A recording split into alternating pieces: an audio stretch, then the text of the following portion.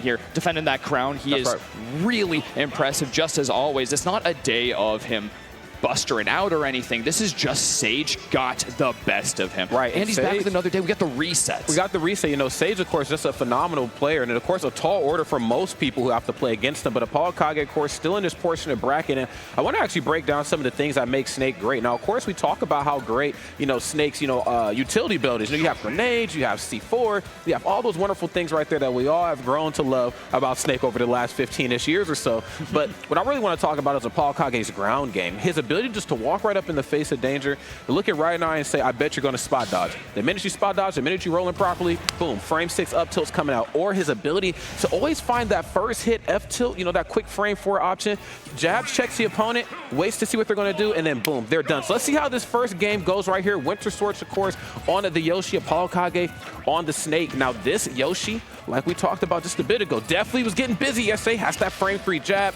has that up tilt to upper.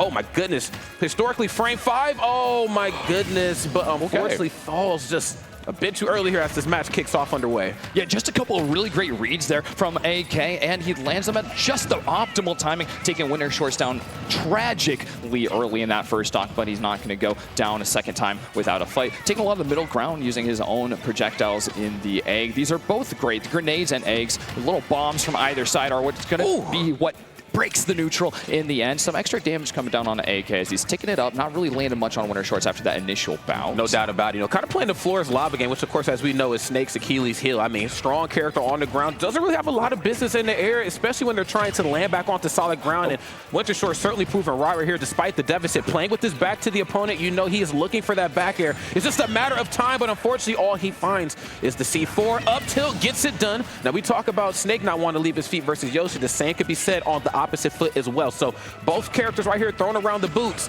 Who's are going to land and find that final blow? One of the scariest things here is Yoshi has amazing pressure on shield. Nice back area there. We'll get a lot of pressure, but he does so much on the shield. It's going to be hard for ApolloKage usually, or an opponent, to deal with that. But that up tilt, something that ApolloKage uses better than anybody else in the world. And it's an amazing, amazing move. So fast out of shield, and it can just kill, like we saw before. It's something he can pretty much spam while in disadvantage, and while in advantage, he can just keep up the moving wall of pressure, explosives going forward. Another C4, which WinterShorts just has to watch out for after the last one. That's right, has to respect him. I mean, Yoshi's one of those characters that never stops moving, and that's not to say that Yoshi's ground game isn't bad by any stretch of the imagination. I mean, he has that standing, you know, frame 3 jab. I mean, he could really stick it to Snake in some of those cases, but unfortunately here, did a lot of moving around and unfortunately fell onto the traps that ApolloKage had set in place for him. So great stuff right here in this game number 1. Let's see what this game number 2 is going to bring for us. Okay, that is a start to a top 8 run. AK 3-stocking WinterShorts. Yeah. We get the reset day 2, and ApolloKage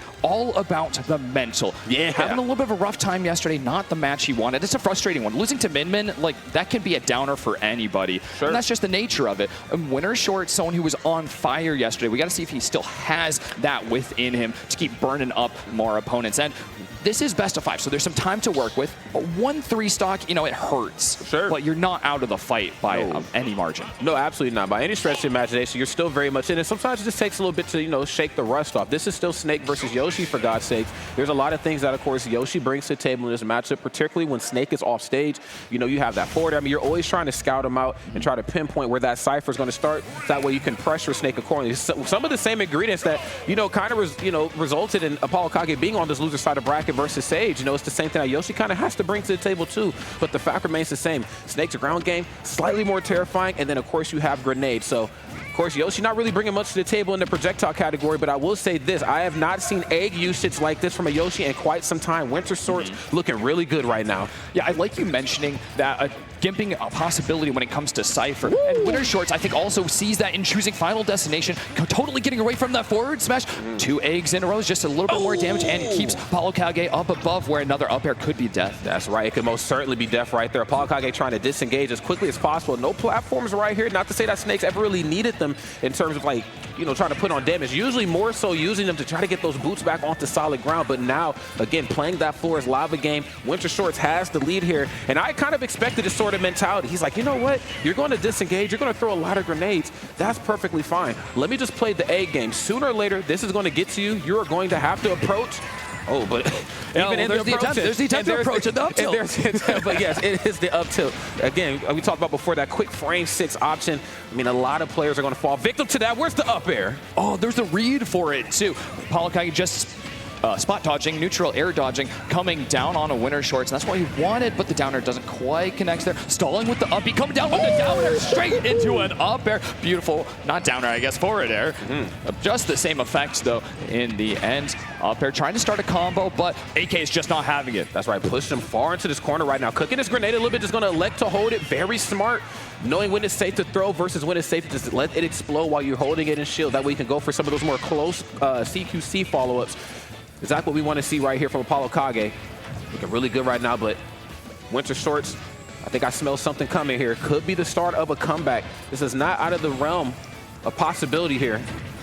Neutral is always much more uncomfortable for WinterShorts in this matchup. You said he's got a lot less projectiles, and he's using the eggs really well to make sure to get through those. Coming in with the nair once he's finally found an opening, and it'll just keep doing work for him. 3 in a row. Another neutral beat. That's the third one that has just done a great job of adding on more damage. Oh, okay. These forward airs are what WinterShorts needs, but not a C4. I don't think he was aware of that one going up even close to the blast, so it should have been survival back down on lane, but he wanted that taste. And that's one of those staged ones, too, where, like, you know, the C4 just kind of blends into the back of, like, Final Destination.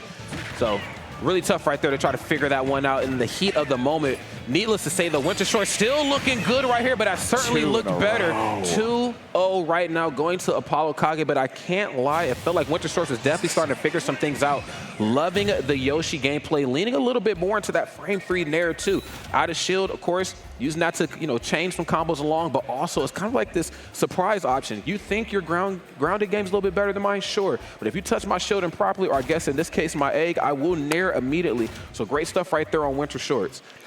Playing against ApolloKage is always a learning game. And we are definitely seeing that in game 1, that he's going to come out on fire, and if you're not on it, every single moment, you can just lose a stock immediately. So first stock for WinterShorts in game 1, just whisked away, just a special fall moment, don't have a jump anymore. Sure. Second game, though, it's our third stock. 2 back-to-back C4s, and just about the earliest percentages that the third one will go off. At the very least, that just steals away a stock. WinterShorts has to be on it mentally to be able to keep track of everything that goes on. And yeah, Final Destination makes it a little harder to see the C4, but we got to be aware of every single movement he's making. You cannot let him out of your eyesight for a single moment. No, absolutely not. I mean, we've seen it most notably where they both went up to the top of the screen. You would think that, you know, hey, oh, wait a minute, do we have a character switch?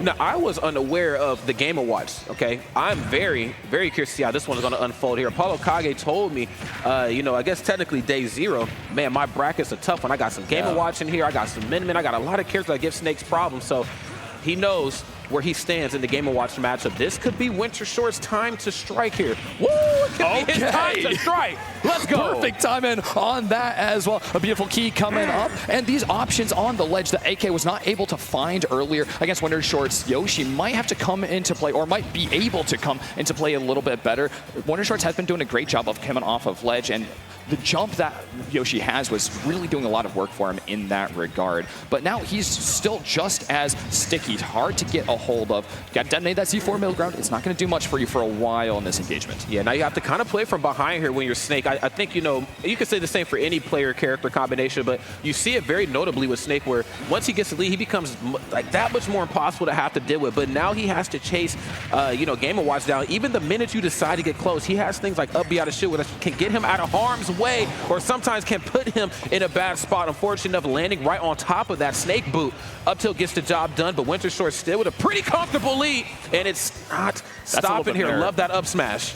Yeah, just dropping right on top of WinterShorts. You know you cannot be doing that, especially not twice in a row. WinterShorts will happily take that, getting the stock lead here for the first time in the set, but he is down on match point. It's a terrifying place to be, especially against ApolloKage. Forward air opens up a little bit of ground, another punish opportunity for the key to get some value. Okay, nice. If you reach, I will teach. Overextends just a little bit, eats that F tilt for his no.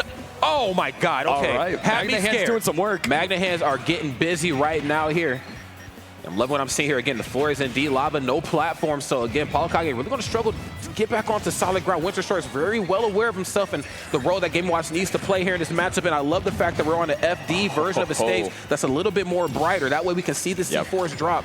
Yeah, a little that's easier good clause. here. Our Woohoo Island clause here at cost. Still with a percentage lead, WinterShorts has to make this one come pretty darn quickly. He's died twice at 109% in this stock already. ApolloKage making sure to condition for the kills, dropping C4 after C4 after C4, and he's looking for the up tilt actually. It's totally a conditioning move. Air dodge through, but that's still going to get you hit by the jabs. It's a strong one to boot. Goodness. Okay, that's the scare tactics right there. You toss the F smash out over the ledge, forcing your opponent to jump high if they have that sort of recovery system. Smart stuff right here. Now, of course, I'm seeing WinterShorts get a little bit more handsy, too. I've seen him lean into Nair a bit more, too. That first hit frame 7, so look at the box with Snake. That could come to your own detriment as well. Oh, my goodness, because as I was getting ready to say, Game & Watch might hit like a ton of bricks, but unfortunately enough, light as a feather. Beautiful gameplay right there to WinterShorts. ApolloKage is going to move on. That was a clap it up. I'm going to clap it up. Oh, yeah. Right, great showing from WinterShorts overall. That there we end up with a game of out of shield options. Up tilt, and up B out of Game & Watch. Those are where all of our kills were ending up coming from. No doubt. ApolloKage landing on Game & Watch twice, and on the other side, WinterShorts rolling in there at the end. Just a momentary lapse of judgment. But AK, once again, getting crazy, crazy value out of... I mean, nades are amazing against Yoshi. Yes, they are. Box them out so well. Yes. But the up tilt, it's got to be the up tilt, man. Dawn of the show. The up tilt, I mean, even when it's not out, just the sheer threat of it is going to force a character like Yoshi to really think twice before they jump, which is a tough thing to have to mentally wrap your mind around because Yoshi's whole thing is, I'm going to keep moving.